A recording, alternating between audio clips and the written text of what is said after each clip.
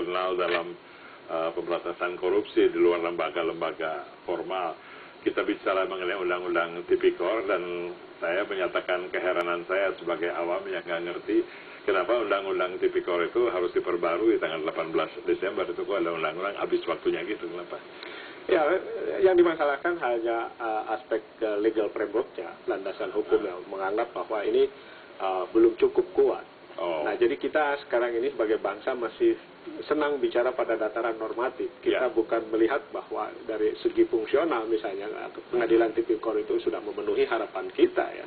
Nah, tapi yang di sisi lain saya kira putusan MK kemudian membatasi ya pembahasan perbaikan undang-undang tipikor itu dalam waktu 3 tahun, dan saya bayangkan kalau ini ada kemacetan dan ada proses buying time, ya ini menyulitkan kita semua seperti sekarang. Kenapa nggak dibuka aja bahwa pengadilan tipikor itu tetap berlangsung sampai dibentuk undang-undang baru? Kenapa harus dikasih batas waktu 3 tahun? Ini yang saya kira membuat sulit semua ya. Ada proses buying time di situ. Nggak bisa diperpanjang, minjem buku dari perpustakaan panjang setahun. Nah, seperti itu saya kira ini memang harus ada upaya ya dari Mahkamah Konstitusi untuk ceritanya belum selesai sebetulnya mengenai resolusi dari deadline 18 Desember itu bisa macam-macam bentuknya. Saya kira bisa.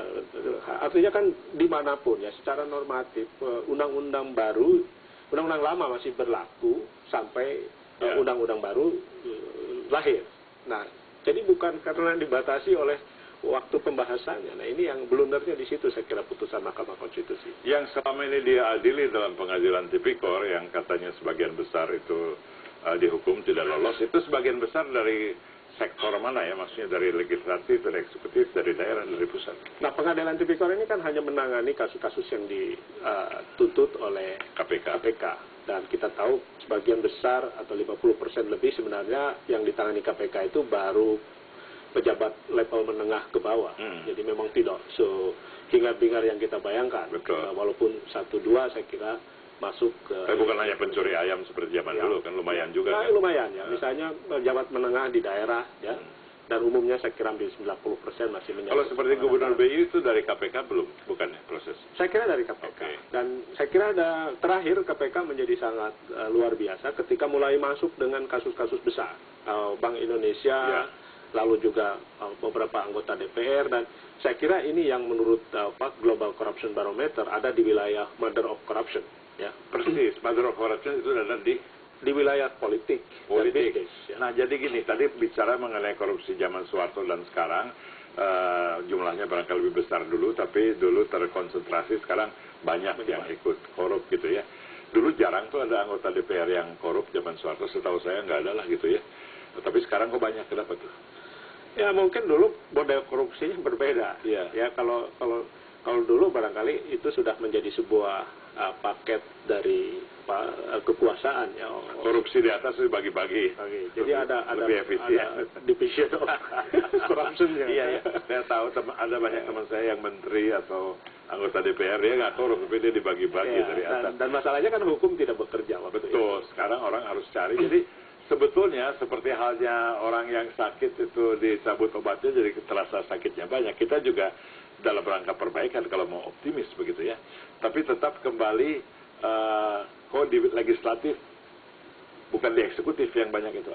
Betul kesan orang tuh bahwa DPR tuh paling korup. Ya, saya kira sejak reformasi memang bandul korupsi pindah ke DPR. Itu karena saya kira kekuasaan DPR sekarang jauh lebih besar. Itu selalu mengikuti kekuasaan. Teori korupsi saya kira berkaitan dengan kekuasaan. Kekuasaan ekonomi dan politik.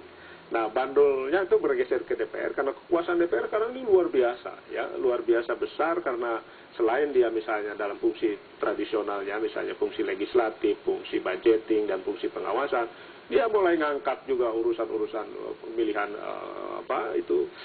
duta besar, pejabat seperti BUMN, komisi-komisi dan lain. Bahkan sekarang sampai ke teknis pun misalnya pelepasan kawasan hutan itu bisa ada negosiasi di pemekaran daerah itu yang saya kira lebih mewadahi kepentingan elit lokal misalnya.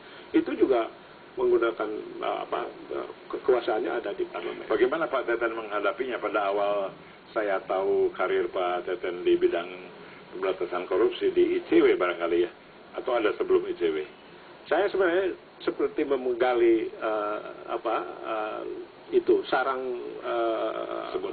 bukan saya itu laba-laba apa itu sarang burung. Saya sebenarnya dari awal tidak tahu ya, bagaimana melakukan, cuma saya terganggu saja ya, terganggu ya, nggak bisa diam. Iya. Ya, jadi saya seperti menggali lubang rayap. Ya begitu saya buka, saya bisa melihat lubang yang lebih besar dan saya terus saja. Oke.